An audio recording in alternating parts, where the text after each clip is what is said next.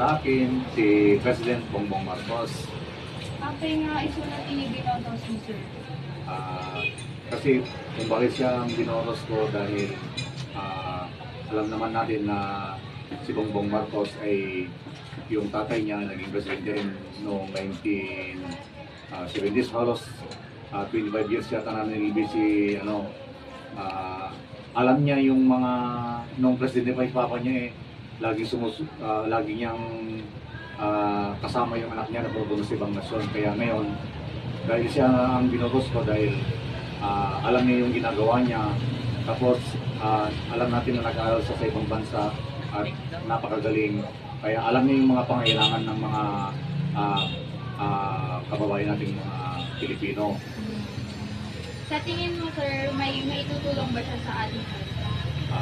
Malaki, lalo lang sa aming mga at sa ating ekonomiya, di ba, medyo nag-down yung economics natin noon. Pero ngayon, dahil siya na yung naging presidente natin, medyo umangat na yung economic natin dahil sa kanyang gawain na maganda. Lalo sa mga farmers, siya yung bago siya umupuno, siya yung naghawak dahil alam natin na nagka-problema noon ng farmers. Pero dahil sa kanya ay marami kaming natatanggap na benepisyo, lahat ng mga bono, pera. Ngayon medyo kahit alam natin na nagmahal yung bigas, pero dahil sa kanya pinatupad niya yung 45 to 41 some kilo yung bigas ngayon.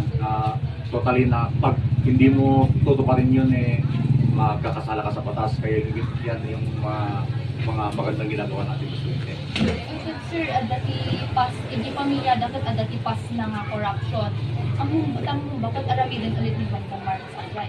Kahit sabihin natin na may past na corruption, alam naman natin na siguro sa ating mga Ilocano, kasi Ilocano naman tayo, kasi hindi pa natin alam nung bata pa tayo, di ba? Yun ang sinasabi nila, corruption si Marcos.